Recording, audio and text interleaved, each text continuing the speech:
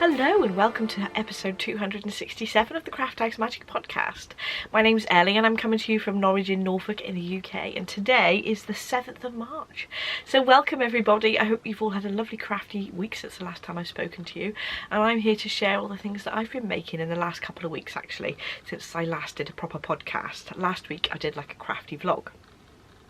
So we've got some knitting, I've got a little bit of crochet, some sewing, some information on what's occurring, and some information on my shop update as well, and a little appearance from Jensen at the end of the video. So you can skip to different parts of the podcast using the timestamps in the description bar down below. There's a little contents page and you can just skip ahead if you're not interested in a particular section. So let's get on with the knitting, shall we? So first of all, I've got a finished object to show you, and this is my Triangulum blanket but made into a cowl. And I've been wanting to do this for ages. This one is in DK yarn, so it is mega thick. So if you run quite hot, this will be a bit hot for you, but I fancied something really super squishy. And it is the standard triangular pattern with the triangles, but I've used 6 different colours so that you have one of each colour in each sort of hexagon shape. And it's done, basically I did a flat piece and then I've joined it together, one edge to make a tube that way, and then I've turned it inside out and joined it at the bottom as well, so it's a continuous tube. It's all double thickness, squishy, and it just means that you don't see the wrong side of the fabric. And you can see how it looks here. I think it looks absolutely gorgeous as a cowl, especially if you've started knitting a blanket and you think, oh, actually, I don't think I'd like to make it that massive, because blankets do take a long time. You can then decide to make it into a cowl instead. So I'm planning on finishing the fingering weight one I've got as well and making that into a cowl, so that I can then write instructions for you to do this sort of thick chunky version, and then I've got a fingering weight version here that I'm going to make into like a lighter weight version, obviously, because fingering weight comes out quite a lot lighter, and it'll be sort of a more year-round cowl to wear, whereas this is a very sort of wintry, cold and snuggly one. So I will be adding those instructions to the pattern in the next couple of weeks. But I will be releasing the yarns that I've dyed to make this up with. This is the Alive set, inspired by the Pearl Jam song Alive. And what I'm going to do is I'm going to list kits to make this cowl, but I will list some mini sets as well. But those mini sets will be up on the website tomorrow. That's Friday the 8th of March at 7 PM GMT. So that's the cowl I've got to show you. I am going to take it off because it is really warm in here already. But you can see that it's basically a tube. You don't have any of the inside showing. It's all sort of doubled over. So if you have already purchased the Triangulum blanket pattern, I'll be adding those instructions in the next couple of weeks. So let's get on to the works in progress, shall we? So Barbara is wearing my love note that I'm knitting for Mum. So would you like to come over, Barbara? Thank you very much, Barbara. So Barbara is wearing the love note that I'm knitting for my mum. So this is my second love note. I can't believe it. I'm knitting 2 of the same garment. This pattern is really quick to knit. It's very loose gauge on the main part of the pattern. You have 6mm needles for the main body, and I think it was 4.5 for the neckband. So you knit it from the neckband down, and then you go back and actually knit the actual neckband afterwards. You do a provisional cast on.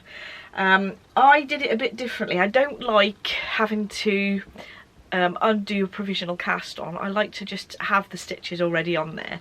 So I used Judy's magic cast on, which just means that it's a little bit fiddly to start with, but you've got 2 sets of needles and you cast in on 2 sets of stitches, and then you've got 1 set of stitches ready to go for the neckband, which I find much easier to do than a normal provisional cast on.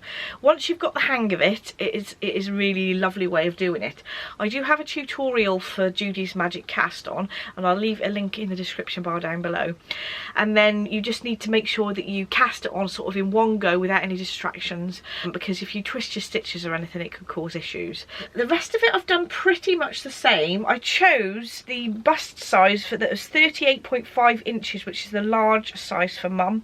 That is actually about, I think it was half an inch or an inch smaller than mum's size, but the next size up was quite a lot bigger, and I didn't want to, I think it was like 55 inches or something like that, so I didn't want to go up too much. I don't normally choose too much positive ease myself, and mum wanted a similar fit, so I've gone for that size. I am hitting the gauge on the dot. I'm very naughty lately. I just go with starting knitting a garment and then I sort of check my gauge when I'm here and then a little bit later on just to make sure, because I can just undo it and start again rather than having a swatch that I'm then not going to use. But I think I'm glad I did, because it's worked out spot on.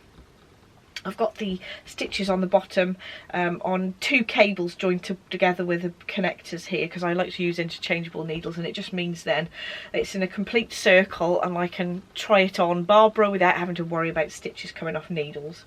So there we go. I've got stitches on the sleeves on some shorter cables that are joined together with a bulb pin just to keep those active, and I can go back to those and start knitting on the sleeves. I think what I'm going to do is I'm going to stop knitting on the body and go back to the sleeves, knit those, and so that I know that I've got enough yarn to knit as long as I want to on the body, and then go back to the body and then just knit until I sort of run out of yarn, or mum says that's long enough. So we shall see. So with the body I'm alternating skeins. I didn't when I first cast on. Once I've split for the sleeves I then started alternating skeins. I alternate skeins every row. I think most people do it every 2 rows. I do have a bit that's a tiny bit sort of tighter gauge at the back where I am changing the skein, and you can see a tiny bit of a ridge at the back, probably because I pull it a little bit tight. But if you're careful when you change your yarn on every round, you can see where there's an end there that needs sewing in because it's a bit loose. I think that comes up quite nicely. What I'll do is when I've finished doing this clip, I'll do a little bit of a clip of me alternating skeins so that you can see the method that I use. So I just thought I'd quickly show you how I alternate skeins. So I've knitted until the beginning of the round, and you can see that the yarn is still attached to the row below the previous yarn. So I'm actually changing my skein, alternating my skein every row. So I'm then going to pick up the next yarn and start knitting with this one.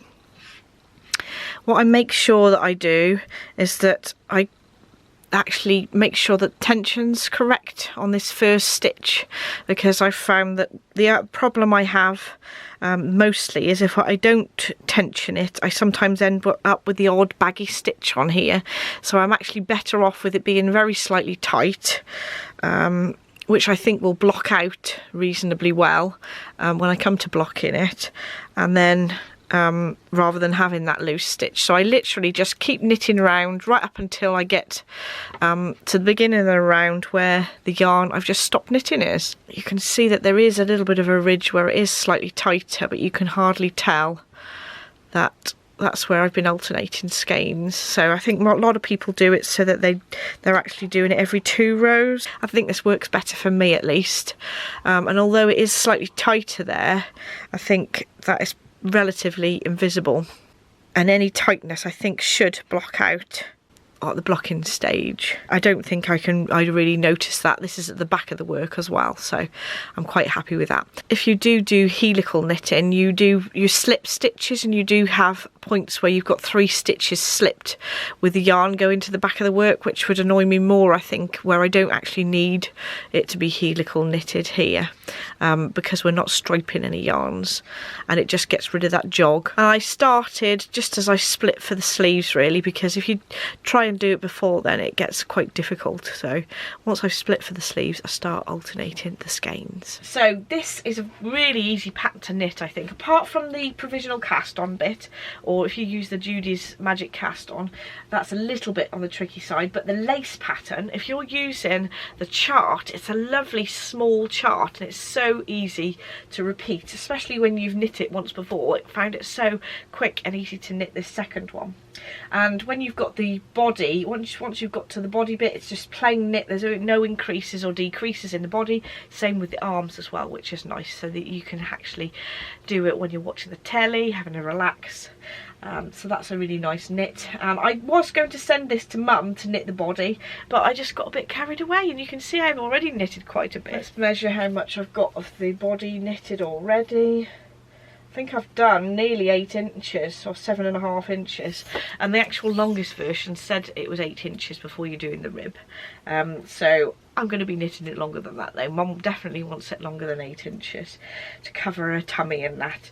I did mine 11 inches before I started doing the rib for 1 inch, so mine was a total of 12 inches, but I'm going to just knit about 11 inches and just check it on Mum and see if that's the right length for her. We're probably very similar, to be honest. She's a bit shorter than me, but she probably wants it slightly longer than me anyway, so if I knit those 11 inches I'm sure that'll be absolutely fine. So I'm using the colourway that I dyed especially for Mum, because she wanted this shade of blue. It's called My Blue Heaven, and it's inspired by a song by Fats Domino that Mum loves from years ago. So that's what it had to be called. So I'm really excited to see how the lace looks when it's properly blocked out, because it is gorgeous. So this is different from the one I knitted previously, because I used a fingering weight and a fluffy yarn held double on that one, and this one is knitted with DK yarn rather than 2 yarns held double. It does feel slightly sort of heavier than the 2 yarns held double, because it's very light and fluffy lace. And I'm using, it says in the pattern that I'd need 3.7 skeins of 100 grams of yarn if I've got 225 meters per skein. So I did dye up 4 skeins, but that is bearing in mind that it would be the longer length with the longer sleeve written in the pattern, but obviously I want it longer in the body. But I'm going to do shorter sleeves for Mum. She liked the sleeve length that I'd done for me, so hopefully that'll account for about the right amount of yarn for the body. And it is a little bit more than they suggested anyway, so hopefully that'll be enough. I'll let you know exactly what I've got left over when I finished it. So I'm a bit annoyed that I haven't got this finished before Mother's Day, but it's nearly there, Mum, and hopefully I won't want to steal it before I give it to you. Mum always watches the videos, you see. So hi Mum. So it is a lovely pattern, and I do recommend having a go. What you could do if you really didn't want to do the provisional cast on is if you just did a long tail cast on, so that you're a little bit stretchy around this area, and then you could go back and just pick up stitches, which I think is a little bit less fiddly than doing a provisional cast on for somebody who hasn't done that before. But I would suggest trying the Judy's Magic cast on if you're brave enough to make sure you've got your yarns and your needles in the right place, but make sure that you listen to the instructions carefully, because if you don't do it correctly you can come in a bit of a muddle. But once you've done it once or twice, it's a lot easier than you think. Anyway, thank you very much, Barbara. So Barbara is back, and hopefully she'll make a more regular appearance lately. Right, so my next thing that I've cast on, it isn't very much, but I'm really enjoying it so far. So this is the Camero, I think that's how you pronounce it, and it's by Tanis Lavelli, and I have got a version of this for Jensen in these exact same colours. So I will pop a picture on the screen of what the jumper's going to look like. This one is going to be for me, and it is basically a V-neck jumper in a DK weight yarn, and I just love the stripes in it. I thought it looked really gorgeous. So last year I got Adam's mum to knit a version for Jensen. I think it was in the 2-year-old size, which is a separate pattern to the adult version. So I have purchased this adult pattern, but there was a bit of a discount if you've purchased one of them before, which is good. And I've cast on. So as you can see, I'm wearing the same yarn as I'm knitting with now. So when I knitted, this is my Comfort Fade cardi, and this is a pattern by Andrea Mowry, and it required quite a few skeins of yarn, 2 skeins of each of these 4 different yarns that I've got on, and it sort of faded, did a blended fade, which was absolutely lovely to knit. But I did end up with quite a lot of yarn left, especially for this colour here, which is the darkest of the sort of blue greens.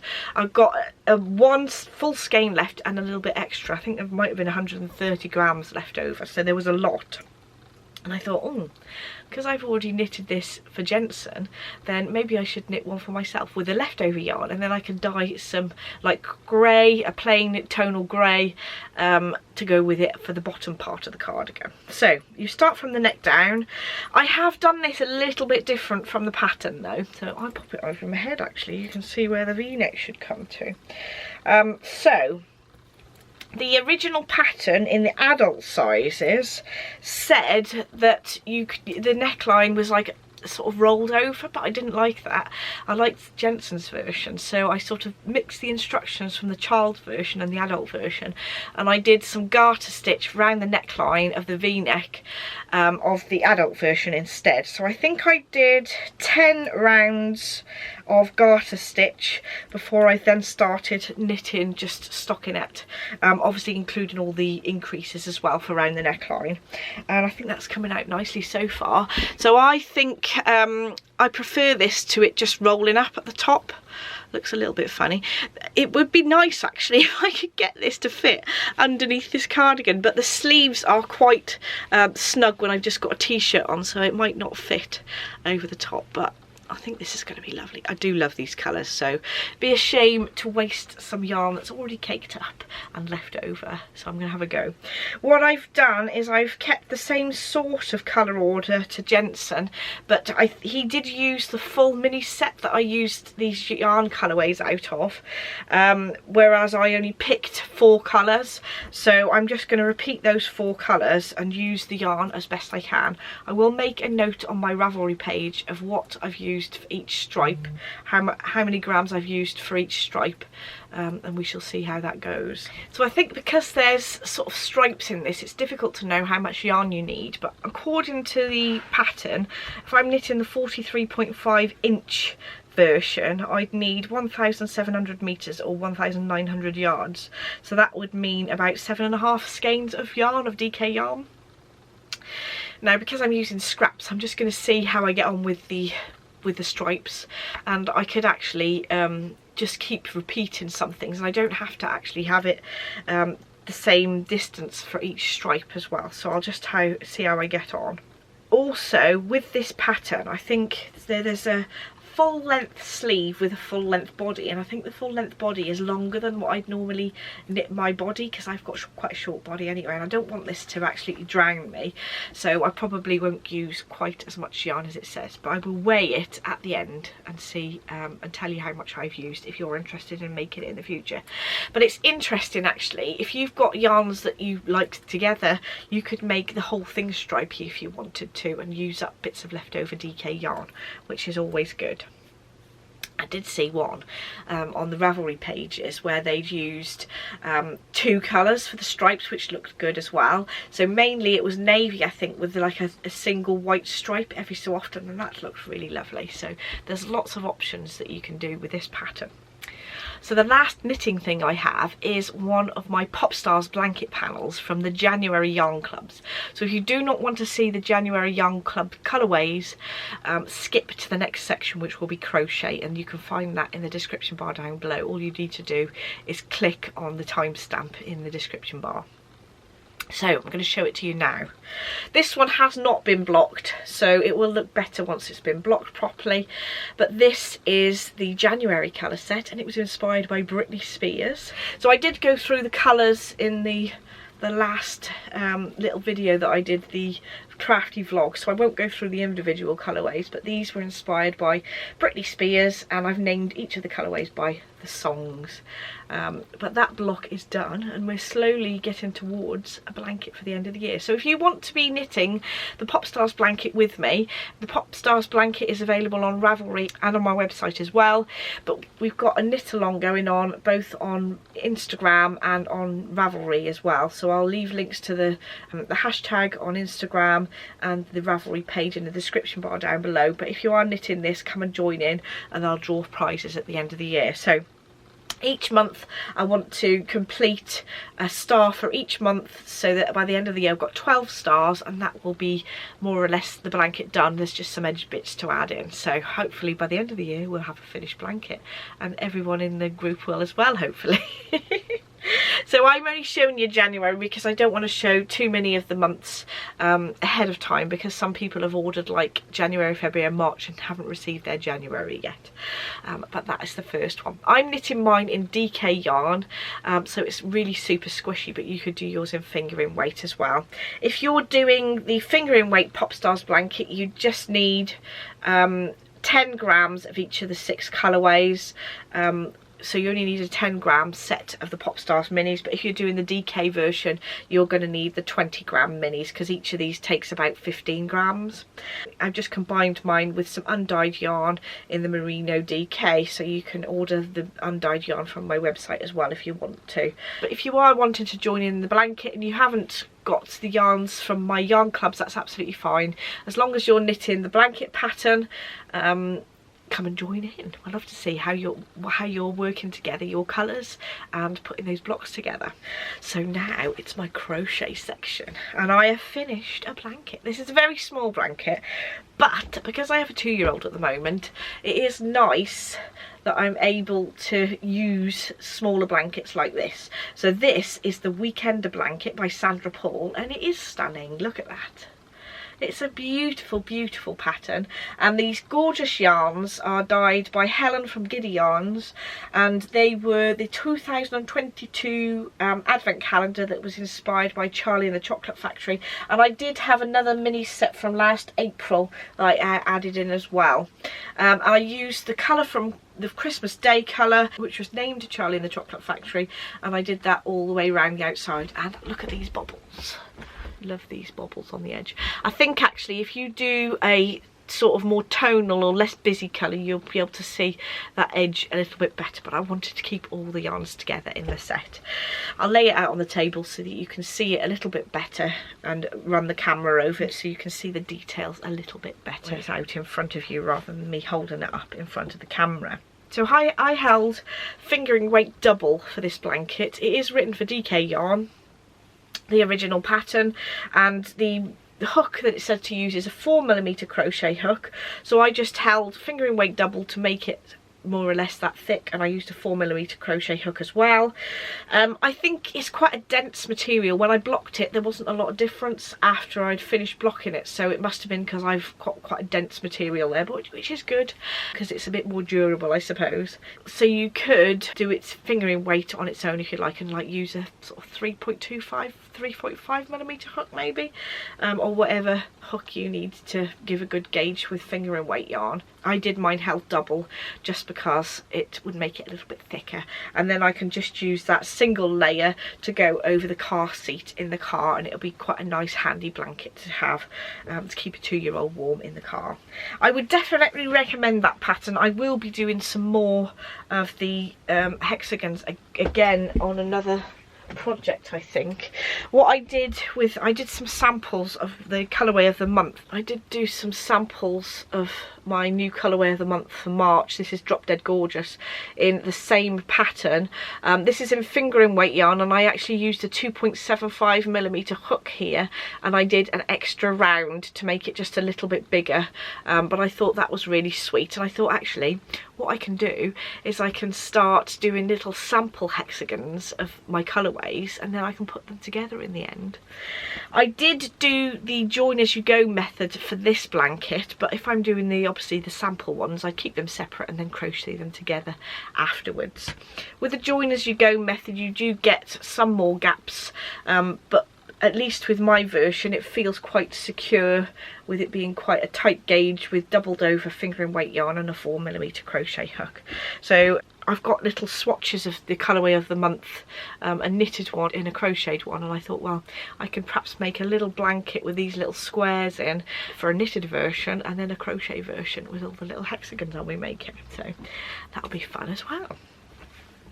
So, on to my sewing section now, and I'm very excited to show you my sewing case with the modifications I've made over the last couple of weeks. I haven't shown this on the videos at all actually since I've made the sort of adjustments to it, but I've added a few little bits and bobs. I managed to get hold of some pink scissors, but they're not quite the right pink, so I'm a little bit disappointed. I'm going to see if I can get some pink in this shade of pink, and that would be perfect. I do have gold ones as well that would kind of go, but I just wanted that little bit of pink. So since the last time I showed it to you, I've made a little pin cushion out of layers of felt and just stitched those together. I've added a little loop of ribbon and a bow on the front, and that's where I'm keeping some of my pins, and I can pop my needle in as I'm using it. And then I did make some little pages, doubled over felt, which I've just blanket stitched around the edge to put different needles in here to use. And I've got 3 different pages at the moment, and I thought maybe I'd make them into a little booklet, but I haven't decided what I'm going to do with that yet, or whether I'll just leave them as little pages that I can keep sort of separate, so it might actually be more practical in the end. But it looks very pretty and lovely, so that's always good. I love that it's all matching pink. But there we go. I've popped some more Sashiko needles in that I've been using recently and filled it up a little bit more.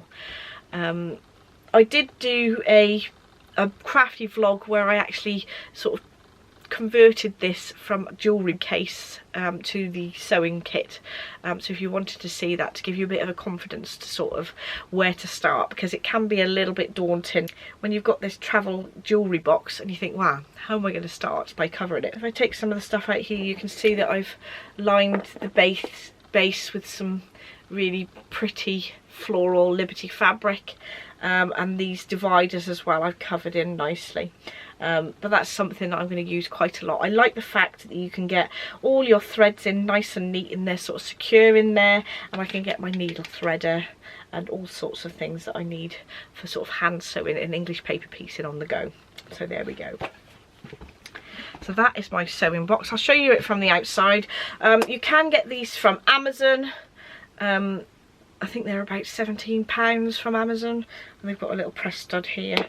There was a panel that I sort of took out from the top of it where you could add earrings on, but I've taken that out because I don't think I'd really use it for sewing things. But that's how I'm getting on so far.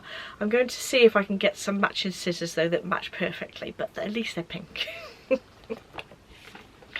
So that is my sewing section, and I've got my what's occurring section next. So this weekend is East Anglia Yarn Festival. I am going to the knit night and to the 2 full days of the East Anglia Yarn Festival show, which is at the Norwich showground, which was brilliant last year, so I'm really looking forward to it. So if you're going, if you see me, come and say hello, because I would love to meet you and just show me what you've been buying as well, because I do like to be inspired by other people's purchases. So that's this weekend, and then next weekend is the Barbara's Day Out meetup. That's a crafty meetup, and we meet at Dunstan Hall on, this is the 17th of March, the next one, and we meet at Dunstan Hall, the Terrace Bar, at 2 o'clock. If you go through to the bar and down the stairs into the sort of conservatory area, we're normally on the right hand side. And this time we thought we'd do like a bit of a yarn swap. So if you've got some yarn in your stash that you've fallen out of love with, then you can swap it. So I've got a couple of things that I think I might bring. So don't forget about that. Everyone is welcome. You don't need to book in advance. Well, you don't need to book a table, so that's absolutely fine. We can just turn up on the day, and they don't mind us being there, so that's good. They do meals if you want them, and cakes and drinks and all sorts. So this week's shop update, I will have the mini sets, the Alive mini sets inspired by Pearl Jam song Alive.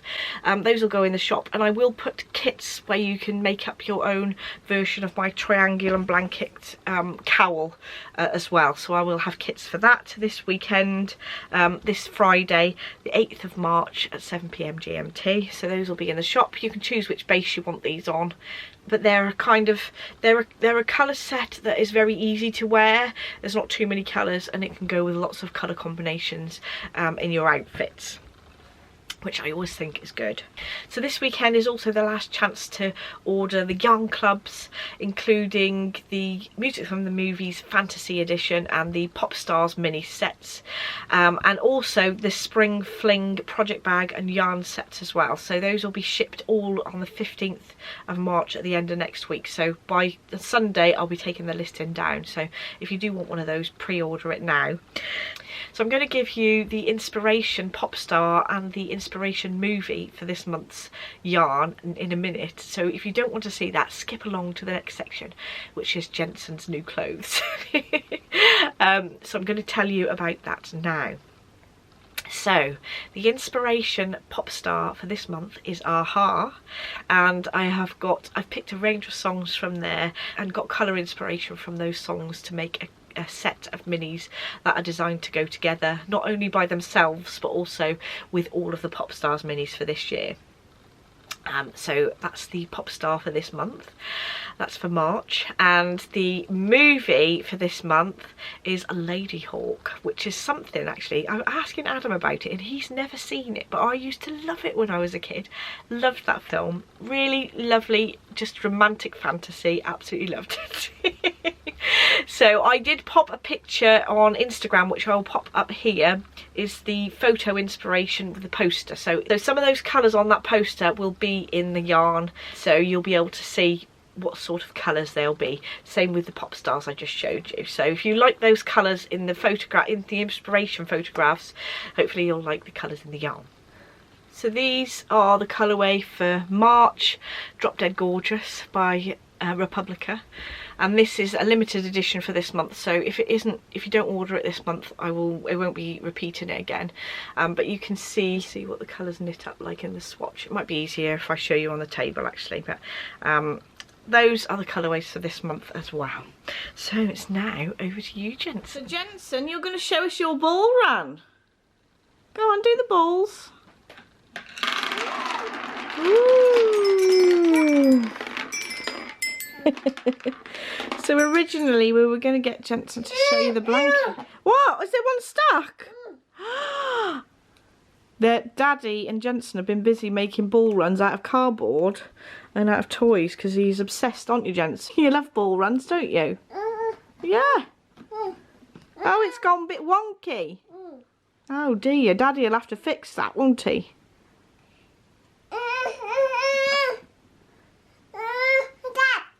Yep, Dad fix it. So what do you think of your new blanket, Jensen, that I've made you? This one here. Can you tell me which is your favourite colour? Come and show me your favourite colour on the blanket. What's that called? Yellow. Well done, Jensen. Do you like your blanket?